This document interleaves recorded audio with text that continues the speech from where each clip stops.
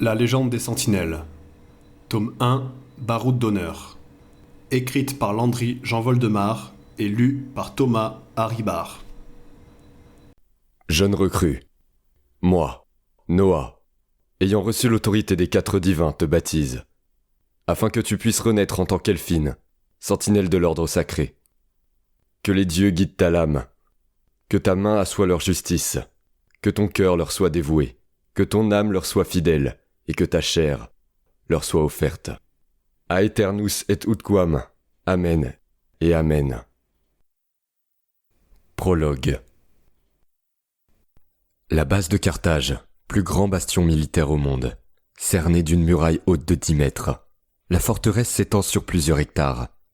Réputé totalement imprenable, cet endroit symbolise la toute-puissance du gouvernement impérial mondial, le GIM, et impose son respect dans le monde entier.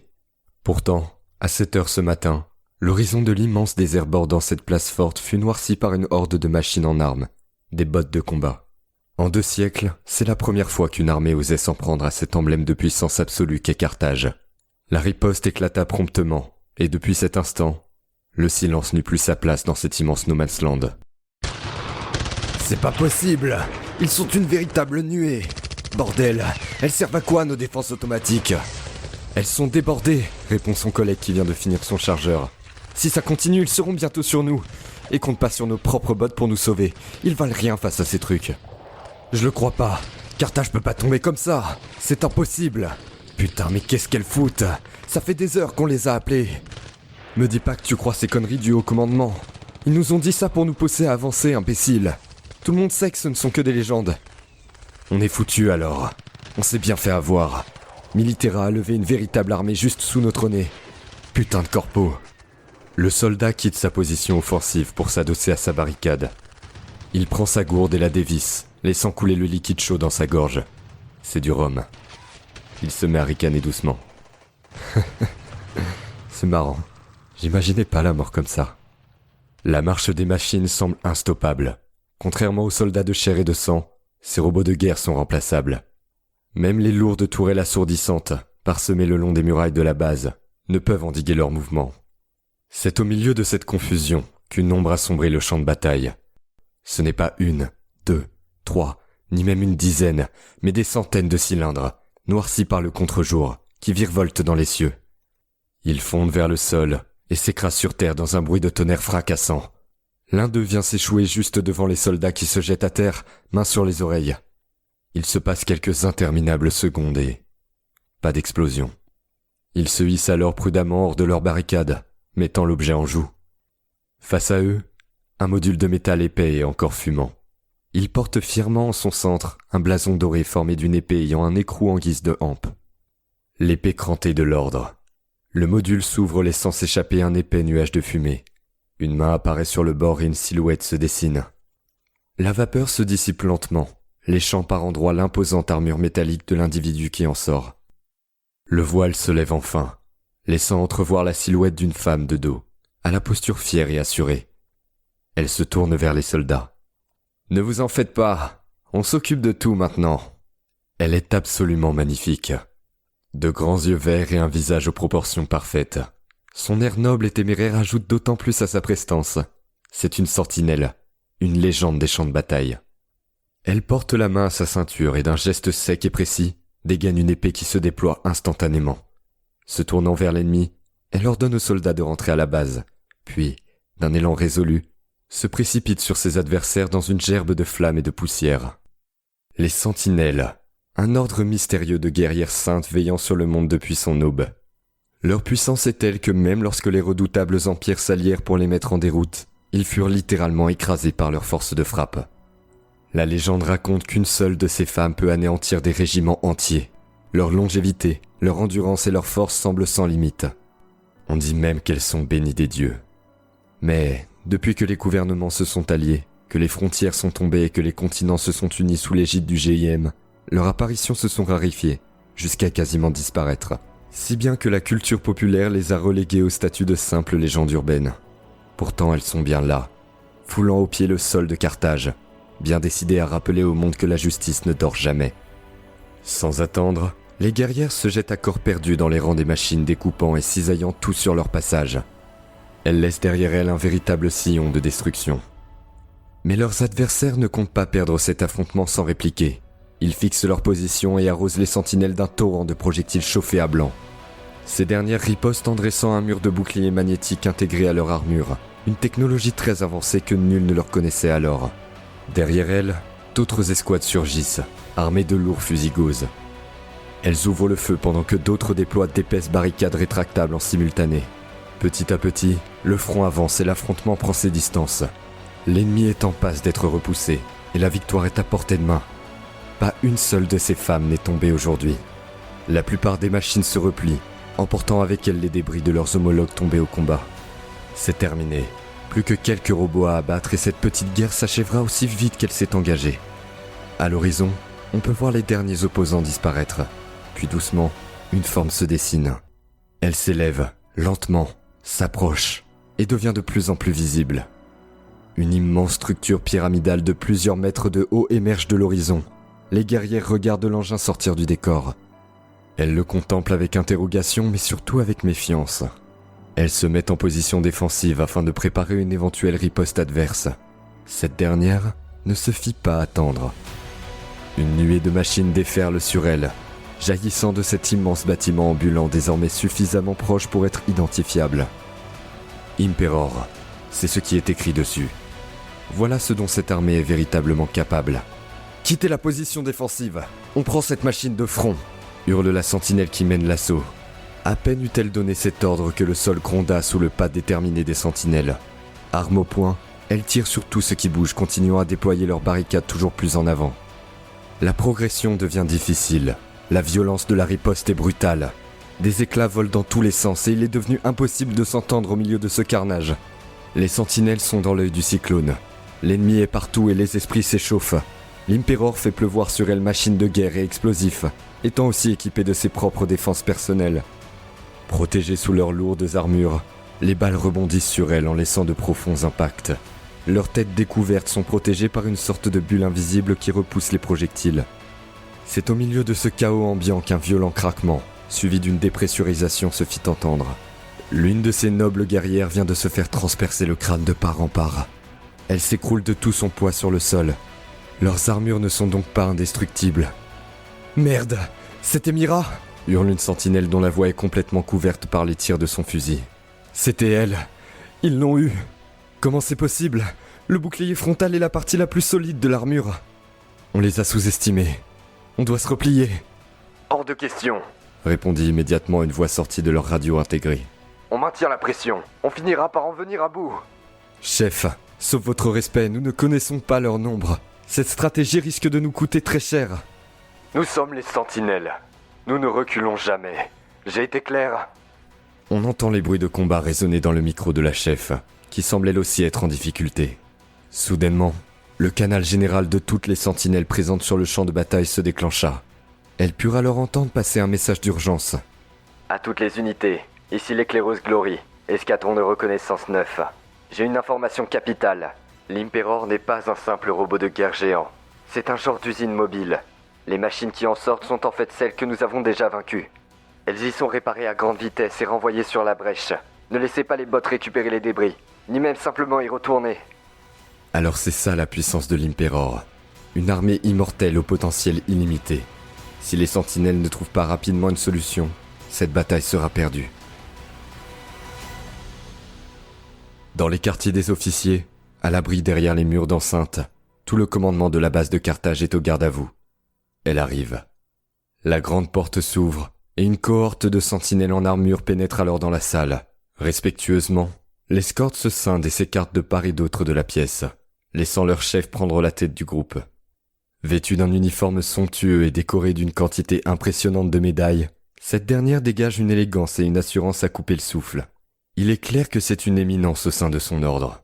Ses pas résonnent dans le silence religieux qui règne dans l'assemblée. Tirant la lourde chaise en bout de table, elle prend place invitant d'un geste de la main ses hôtes à faire de même.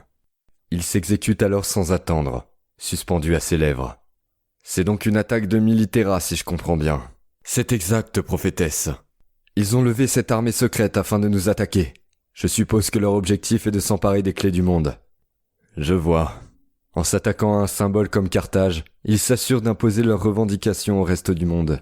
Ce n'est pas tant une conquête, mais plus une démonstration de force de leur part. C'est ce que nous pensons aussi, répond le général en chef de la base. S'ils viennent à bout de ce bastion, le message sera très clair. Aucun autre ne pourra leur résister. Inutile de vous dire que si Militera met la main sur les clés du monde, ils auront accès à toutes les informations, technologies et surveillance de la planète, interrompit-elle. Quelle idée ridicule de centraliser le pouvoir de la sorte. Si vous voulez mon avis, ces clés sont une bien belle caricature du monde dans lequel nous vivons aujourd'hui. Bien, quoi qu'il en soit, le problème immédiat est l'Impéror. Même si ces machines sont faibles à l'unité, le fait qu'elles puissent regagner sans cesse le champ de bataille est un véritable problème. Notre cible est donc leur bâtiment de guerre. Oui, il est désormais suffisamment proche pour être attaqué, mais reste bien derrière ses troupes. Je suppose que votre intervention les a obligés à rapprocher leur ligne de front. C'est exact. Ils essayent de nous acculer et de nous pousser à l'erreur. Mes troupes vont tenter une percée jusqu'à cette machine avant de la détruire de l'intérieur. Comment? Mais enfin, prophétesse! Vous n'y pensez pas! Nous ne disposons d'aucune arme capable de percer son blindage. Son réacteur est son seul point faible. Du moins, le seul que nous puissions exploiter pour l'heure. J'ai fait appel à l'une de mes Valkyries. Elle est en chemin. Mais Carthage pourrait très bien tomber avant son arrivée et je ne peux le permettre. Vous pensez qu'une seule Valkyrie suffira pour inverser la vapeur, prophétesse? Elle s'interrompt et prend une gorgée de thé. Vous m'outragez, général. L'affrontement ne perd pas de son intensité. Plusieurs guerrières gisent déjà sur le sol sous le regard impuissant de leurs sœurs d'armes dissimulées derrière des barricades en miettes. Elles attendent les ordres du haut commandement. Au milieu du carnage, une sentinelle vêtue d'une imposante armure se déplace, avec, sur son épaule, une lourde tourelle automatique ouvrant le feu sur les ennemis de manière indépendante. Elle progresse difficilement dans ce décor partiellement vertical, mais parvient à se frayer un chemin vers deux de ses subordonnés. Elphine, Neyla, les ordres ont changé. Vous intégrez les escadrons antimatériels. Votre mission est d'entrer dans l'Impéror et de le détruire de l'intérieur. 15 autres unités ATM ont été composées. Le reste de la division a pour ordre de vous couvrir. « Entendu, chef !» hurla la jeune Elphine. « Quoi? Mais c'est du suicide !» répondit Neyla. « Même sous couverture, on ne pourra jamais l'approcher. »« C'est un ordre, sentinelle. Noah !» gronda-t-elle en se tournant vers un autre de ses collègues. « Je place ces deux-là sous ton commandement. Vous serez l'escadron 12. Ne perdez pas de temps. Les autres sont déjà en route. »« Bien reçu. Ce fut un honneur, 8e apôtre. »« Pareillement. Indy et Honoris, ma sœur. »« Indy et Honoris, chef. »« Bien. On se met en route, vous deux. Ne faisons pas attendre les dieux. » s'écrie Noah avant de partir au front avec ses deux équipières. L'atmosphère a changé. Les escadrons antimatériels progressent désormais au milieu de leur propre armée qui forme une ligne de front devant eux. Ils avancent, sans se retourner, voyant petit à petit la souffrance et la mort se propager autour d'eux. Des guerrières épuisées par cet affrontement qui dure depuis des heures, des corps et des esprits piétinés, gardant cependant ce regard fier et résolu qui leur est propre. Mais, depuis que la contre-offensive a sonné, les radios ne se taisent plus. « Escadron antimatériel 5 en péril. On a besoin de renfort, on est... » Un de moins. L'équipe de Noah continue de progresser, marchant maintenant sur les corps froids de leurs sœurs tombées au combat. « Ici Inori de l'escouade ATM 14. Mon groupe a été décimé. Je me replie vers une position défensive. » Elphine ouvre le feu. Son chargeur est vide. Elle sort son épée et continue à se battre avec ses dernières forces. « Équipe 3, on a perdu le contact avec la 2 et la 1. Nos armures sont en rade, on est repliés. Ils arrivent. Bonne chance à vous. » Neyla vient de neutraliser un robot qui attaquait Elphine par derrière. Noah les couvre toutes deux, le visage en sueur et les sourcils froncés. Elle essaye de garder son sang-froid. « Groupe 14, je suis toute seule. La chef est partie. Je suis qu'une apprentie et j'ai perdu les munitions. Je vous en supplie, venez m'aider. » À bout de force, Neyla se tourne vers Elphine. Cette dernière est à genoux. S'approchant d'elle et se penchant à son niveau, elle tente de la relever. « T'inquiète pas, Elphine. Je suis là. La route est dégagée, on n'a plus qu'à... » Une balle traverse son écran, faisant exploser sa protection magnétique. Son sang et sa chair aspergent le visage médusé d'Elphine qui la regardait alors. « Neyla ?» dit-elle traumatisée en saisissant lentement la tête désarticulée, qui lui échappe des mains, pour venir s'échouer sur ses genoux. Elle reste là, doigts pétrifiés dans leur position. Regardant autour d'elle, la terre brûlée, les cadavres, les morceaux de métal et de corps. Elle comprend. « Petite! Hé, petite !» s'écrie Noah. « Reste avec moi !» Sa supérieure l'attrape par le bras et la relève vigoureusement. La soi-disant route dégagée face à elle grouille maintenant de robots de guerre. Une autre vague arrive. Ça sera l'heure dernière. « Tu es prête, Elphine ? Ça y est, c'est l'heure de rejoindre les dieux. » Elphine regarde le flot arriver sur elle. Sa radio continue de transmettre les dernières paroles des escouades qui se font décimer. Ses tripes se tordent. Son visage décomposé est vide d'émotion. Elle se tient debout, exsangue de toute bravoure ou fierté. Son cœur s'accélère. Elle voulait partir, fuir loin d'ici. Elle voudrait vivre tout simplement. Elle se contente de fixer l'horizon sans un mot, les yeux humides. Elle a la foi, mais non. Elle n'est pas prête à mourir. Le ciel se fend.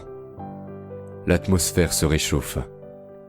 Une colonne de lumière irradie tout le champ de bataille tel l'astre de midi. Cisaillant le firmament, elle empale l'Imperor en plein cœur. Ce dernier entre en fusion avant d'exploser violemment, libérant une puissante onde de choc qui vient soulever les cheveux des deux sentinelles faisant face à la mort. La détonation fut si puissante qu'elle pulvérisa littéralement tous les bots aux alentours dans une violente réaction en chaîne. Puis atterrit devant elle une femme, légende parmi les légendes. Une Valkyrie. Aile de feu et couronne de lumière, un ange descendu en enfer vient de mettre un terme à la guerre. La prophétesse dépose sa tasse sur la table. « Bien, voilà qui conclut cette insurrection. Général, dit-elle en lui tendant la main, ça a été un plaisir de travailler avec vous. Maintenant, si vous voulez bien m'excuser, moi et mes sentinelles rentrons à l'enclave. » Le général regarde au loin le geyser de flammes et de cendres qui semble suspendu hors du temps, son regard glacé par la puissance de feu de cette entité quasi divine. Alors c'est ça l'étendue de la puissance d'une Valkyrie. Je n'aurais jamais pensé qu'il existait une telle différence de puissance au sein de l'ordre. Pour être parfaitement transparente avec vous, j'ai commis une grave erreur de jugement lors du déploiement de mes troupes. Cet Imperor était une variable imprévisible. Les 168 sentinelles que vous avez vues à l'œuvre allaient de la classe 1 à la classe 4. J'ai aussi déployé 15 commandantes et une apôtre pour les superviser. Cette formation aurait aisément pu repousser ces machines si cet Imperor ne s'était pas ajouté à l'équation. Je ne comprends pas. Pourquoi ne pas avoir sonné le repli si vous saviez vos effectifs insuffisants ? Pourquoi, me demandez-vous ? Général, écoutez bien ce que je vais vous dire. Une sentinelle ne recule jamais. 6 ans depuis les événements de Carthage, le monde s'est petit à petit retrouvé plongé dans une profonde guerre froide. Les avides ont guetté ce conflit du coin de l'œil, comprenant que le GIM n'était en fait pas une menace inéluctable. Beaucoup d'autres corporations, à l'instar de Militera, commencèrent à comploter pour accéder à ces fameuses clés du monde. En réponse à cette menace, le GIM l'étau, assurant un contrôle plus aigu sur les agissements de ces dernières. Les sentinelles, quant à elles, ont accepté de collaborer avec lui afin de contribuer à la recherche et à la destruction de toute forme d'armée illégale, pour s'assurer que le drame de Carthage n'ait jamais lieu de nouveau. De plus, récupérant la technologie de l'Imperor, le gouvernement s'est doté de constructeurs, des machines capables de se répliquer, afin de minimiser les pertes humaines et de dissuader l'ennemi, appuyant ainsi d'autant plus le symbole d'autorité qu'il représente. La situation géopolitique semble donc s'être stabilisée, mais personne n'est dupe. Chacun attend le jour fatidique où les clés du monde tomberont entre les mains d'une corporation. Ne reste plus qu'à savoir laquelle, et dans combien de temps. Seul symbole de paix et d'espoir en ce monde en proie à la peur et au doute, les sentinelles, ces guerrières oubliées reviennent sur le devant de la scène, portant sur leurs épaules le poids d'un monde en déclin. Prologue. Fin. Chapitre 1. Il est face à sa porte. Les mains tremblantes, il enfonce ses clés dans la serrure. La sueur coule sur ses doigts. Il lui reste peu de temps. Il le sait. Lentement, il ouvre. Face à lui, une enfant, 5 ans environ. De grands yeux pleins de rêves et un sourire radieux. On dirait qu'elle l'attend depuis longtemps déjà. Entre ses petites mains, elle tient un bout de papier. S'avançant maladroitement vers lui, elle prend la parole. « Regarde papa, j'ai fait un dessin pour toi. » L'homme s'interrompt en nage. Son regard paniqué s'adoucit. Un tendre sourire se dessine sur son visage. Il est si heureux de la voir. « C'est vrai ma chérie, montre-moi. » Il s'accroupit devant elle et la prend dans ses bras avant de s'adosser contre le mur. « Là c'est toi, et puis là c'est moi. Et j'ai fait aussi la maison que t'as dit qu'on va avoir. » dit-elle en pointant les divers petits dessins sur son papier. Elle est si fière. Son regard pétille comme s'il était empli d'une nuée d'étoiles lumineuses. Son père la dévisage. Il ne la lâche plus des yeux, se nourrissant de cette expression, cette passion et ce petit sourire heureux si cher à son cœur. Des larmes coulent lentement sur ses joues. C'est un très beau dessin, ma chérie. Merci. Il saisit la feuille et la place contre son cœur avant de déposer un baiser sur la tête de sa fille. Il la serre contre lui caressant lentement les cheveux, plein de compassion. Il sent son petit cœur battre dans sa poitrine. Il le sent si bien, comme une mélodie, une comptine qu'il connaît par cœur. Il resserre encore un peu sa douce étreinte et d'un mouvement harmonieux et souple, tourne sa tête qui finira par se poser sereinement sur ses genoux. Il se met à la bercer lentement. Ses larmes baignent maintenant tout son visage. Le regard perdu dans les cieux, il se mord les lèvres. Son cœur se déchirant à chaque palpitation. Le poids de l'univers entier vient l'écraser. Mais la petite, elle, ne l'entend pas. Elle se sent si bien dans ses bras, qu'elle s'y est endormie. On peut voir les lumières bleues et rouges filtrer à travers les volets. Une seconde plus tard, la porte vole en éclats. Des robots policiers lourdement armés pénètrent alors cette bulle sacrée. L'homme dégaine instantanément son arme et tire sur les machines avec une telle précision que l'une d'entre elles s'écroule sur le sol. « Halte! Il a un enfant! Utilisez les bolters !» Le second robot s'approche de lui et tire une salve électrochargée non létale qui le paralyse instantanément, prenant soin de ne pas toucher l'enfant. Les policiers se précipitent sur lui et lui passent les menottes. « C'est bon, on l'a eu. Envoyez une équipe prendre en charge l'enfant. »« Reçu !» répond l'autre agent. L'homme regarde une ultime fois sa fillette tandis qu'il est escorté par la police. « Pardonne-moi. » Une violente alarme retentit. Les couloirs de la prison sont teints d'une vive lumière rouge clignotante. Il ouvre les yeux, se réveillant en sursaut de cet affreux cauchemar qui le hante depuis ce jour. Un souvenir ardent comme du fer rouge que même les années n'ont jamais réussi à éteindre. « C'est quoi encore ce bordel ?» se demanda-t-il les yeux rivés sur l'extérieur. Enfermé dans sa minuscule cellule, l'homme est attaché par une sorte de camisole qui porte le numéro 137 et qui restreint complètement ses mouvements. Cela fait des années que ça dure, mais dans un tel endroit, la notion du temps n'existe plus. Par la minuscule fenêtre qui donne sur l'extérieur, il peut voir le personnel de l'établissement s'agiter. Puis soudain, des coups de feu. Une attaque ? Pas le temps de se poser davantage de questions. En une seconde, ses entraves se débrident.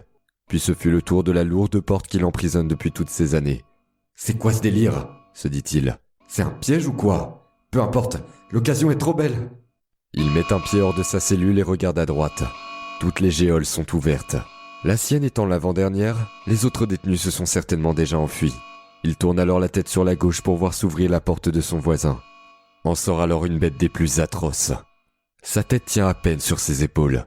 Ses longs bras ballants touchent presque le sol. On dirait que sa peau glisse sur ses muscles, venant même se déchirer par endroits. La créature émet alors un râle de souffrance avant de s'approcher doucement du fugitif. « Wow, dis donc mon vieux, ça t'a pas réussi la prison ?» dit-il en haussant le sourcil. La bête ne répond pas. Elle se contente de se précipiter sur lui, agitant ses longs appendices de façon frénétique. Le fugitif se jette en arrière, esquivant les amples coups de griffe du monstre. Mais ses muscles encore engourdis ne répondent pas aussi vite qu'il le voudrait. Il lève rapidement sa garde pour protéger sa tête, évitant ainsi un violent coup au visage. Mais il est profondément touché au niveau de l'avant-bras. « Allez quoi, Troy ? Tu vas pas m'obliger à te tuer quand même !» dit-il sans manifester le moindre signe de douleur. Visiblement, ce qui reste de Troy est incapable de s'exprimer ou même de penser. Ce simple fait répond à la question de notre évadé qui passe à l'attaque. Virevoltant à grande vitesse autour de son adversaire, il profite d'une ouverture pour lui perforer le cœur avec sa main.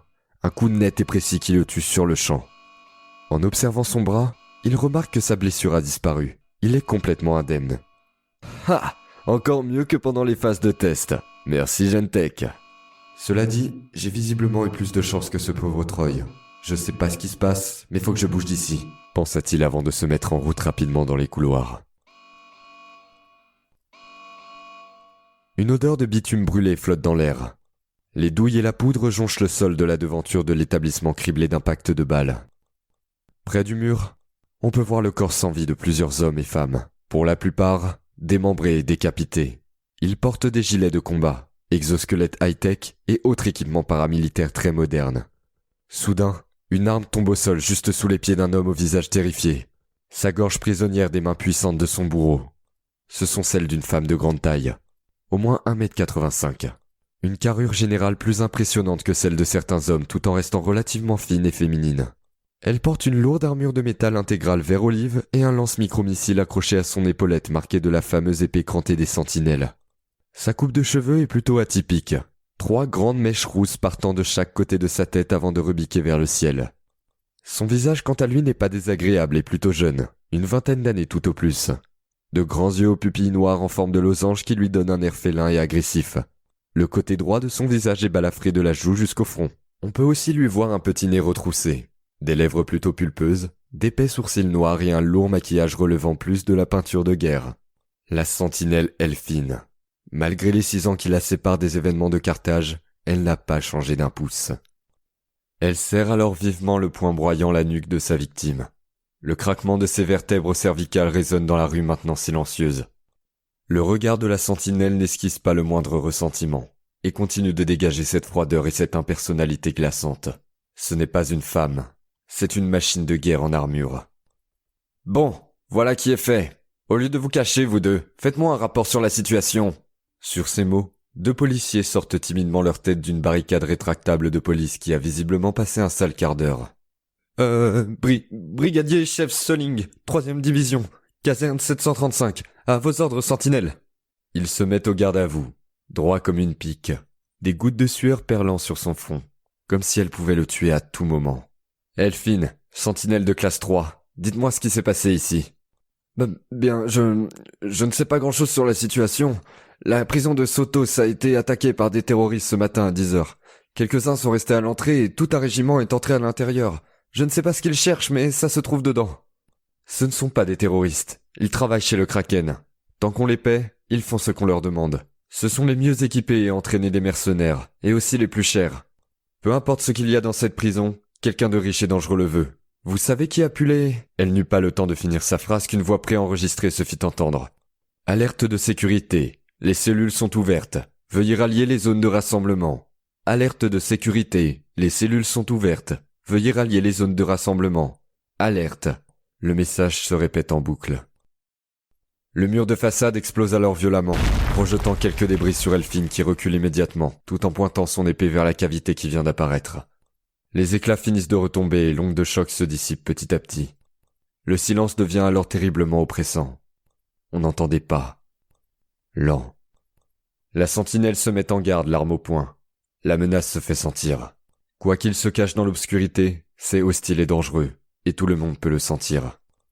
Une main se glisse sur le rebord du trou béant. 6, non, 7 doigts longs et effilés saisissent la bordure. Une créature s'extirpe alors de la pénombre. C'est une abomination. Sa tête est composée d'yeux avec une bouche en son centre. Chacun de ces innombrables globes oculaires est braqué sur Elfine qui ne peut s'empêcher de laisser échapper un frisson. Rien ne bouge. Personne ne sait comment réagir. La situation se fige un moment puis la créature continue sa marche vers la sentinelle qui recule instantanément. Toute leur attention est tellement focalisée sur la bête qu'ils ne remarquent pas ce qui se passe derrière elle. En relevant le regard, ils les virent alors. Ils sont une armée, des déchets biologiques atroces de toutes les tailles et de toutes les formes. Ils ont tous une apparence plus ou moins humanoïde mais extrêmement difforme de manière générale.